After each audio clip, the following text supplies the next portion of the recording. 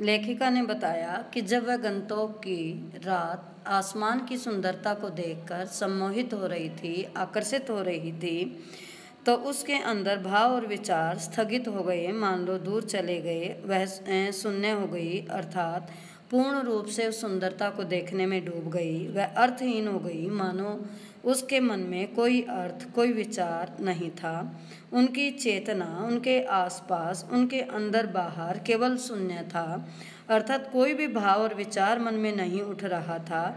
और वे अपनी इंद्रियता अर्थात इंद्रियों से परे डूबी रोशनी की इस जादुई झालर अर्थात आसमान में चमकते तारों की सुंदरता को देखने में मग्न थी, आकर्षित थी, और वह एकटक उस आसमान को देख रही थी। लेखिका को लगा कि जैसे धीरे धीरे एक उजास, एक प्रकाश उस शून्य से फूटने लगा, उसके अंदर आने लगा। एक प्रार्थना होठों को छूने लगी, अर्थात उसके मन में एक प्रार्थना जो है गुनगुनाने वह लगी। एक प्रार्थना मन में आने लगी, साना साना हाथ जोड़ी गर्दहू प्रार्थना हमरो जीवन तुमरो कौशली, अर्थात छोटे छोटे हाथ जोड़ के प्रार्थना कर रही हूँ कि मेरा सारा जीवन अच्छाइयों को समर्पित हो।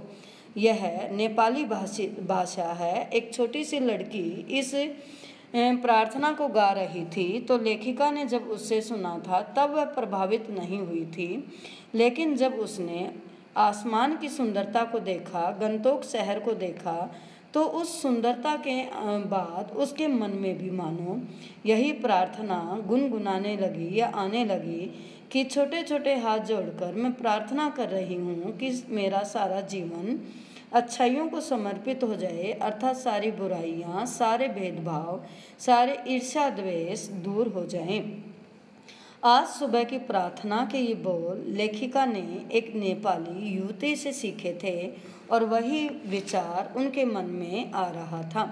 सुबह जब लेखिका युमथांग के लिए निकल पड़ना था, अर्थात लेखिका को युमथांग जगह का नाम है वहाँ, तो जहाँ वो रुके थे उससे आगे युमथांग था, तो वहाँ दर्शन करने के लिए या युमथांग को देखने के लिए जाना था। पर आँख खुलते ही लेखिका बालकोनी की तरफ भागी, अर्थात बालकोनी से वह हिमालय की तीसरी चोटी कंचनजंगा को देखना चाहती थी।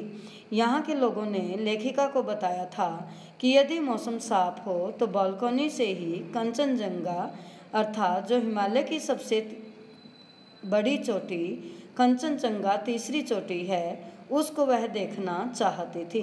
पर मौसम अच्छा नहीं था, जिस कारण आसमान में हल्के हल्के बादल छाए हुए थे। बादलों के छाने के कारण लेखिका उस दृश्य को देख नहीं पाई, अर्थात लेखिका को अपनी बालकोनी से कंचनजंगा हिमालय की तीसरी सबसे बड़ी चोटी दिखाई नहीं दी, क्योंकि चारों ओर बादल छाए हुए थे, कोहरा छाया हुआ था। तो साफ नज़र मौसम के कारण साफ दृश्य नज़र नहीं आ रहा था, तो वह वहाँ से कंचनजंगा देख नहीं पाई।